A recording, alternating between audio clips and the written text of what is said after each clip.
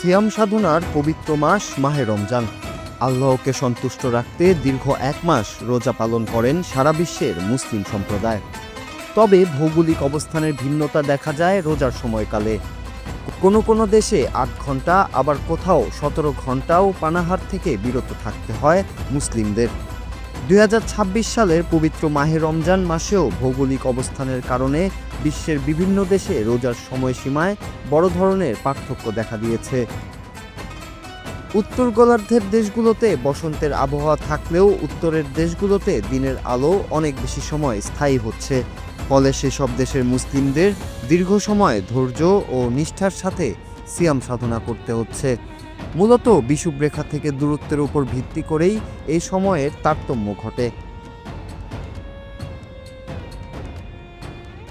এবছর সবচেয়ে দীর্ঘ সময় রোজা পালন করতে হচ্ছে আইসল্যান্ড, গ্রিনল্যান্ড এবং ফিনল্যান্ডের মুসলিমদের।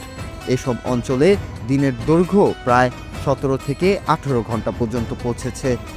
উত্তর মেরুর কাছাকাছি হওয়ায় এসব দেশে সূর্য অনেক দেরিতে অস্ত যায়। ফলে দীর্ঘ সময় না খেয়ে থেকে ইবাদত করা সেখানকার রোজাদারদের জন্য এক কঠিন পরীক্ষা। তবে দীর্ঘ সময় হলেও আল্লাহর সন্তুষ্টির আশায় তারা অত্যন্ত আনন্দের সাথে রোজা পালন করছেন। অন্যদিকে উত্তর আমেরিকা ও ইউরোপের দেশগুলো যেমন কানাডা, যুক্তরাজ্য এবং ফ্রান্সে রোজার সময় প্রায় 15 থেকে 16 ঘন্টা। তবে দক্ষিণ গোলার্ধের দেশগুলোতে চিত্রটা সম্পূর্ণ ভিন্ন।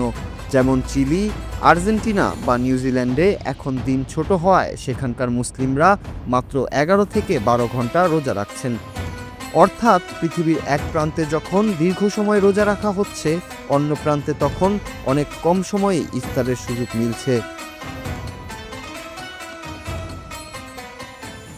দীর্ঘতম রোজার দেশগুলোতে যারা বসবাস করেন তারা অনেকেই স্থানীয় ফতোয়া অনুযায়ী মক্কার সময় বা নিকটস্থ মুসলিম দেশের সময় অনুসরণ করেন, যদি দিনরাতের পার্থক্য বোঝা অসম্ভব হয়। তবে বেশিরভাগ ক্ষেত্রেই স্থানীয় সূর্যোদয় ও সূর্যাস্ত মেনেই রোজা রাখা হয়। ভৌগোলিক বৈচিত্র্য আমাদের মনে করিয়ে দেয় যে স্থানভেদে নিয়ম আলাদা হলেও বিশ্বজুড়ে মুসলিম উম্মাহর সংযম ও ত্যাগের মহিমা একই সুতোয় গাঁথা। Nur Raju, Bangla TV, news desk.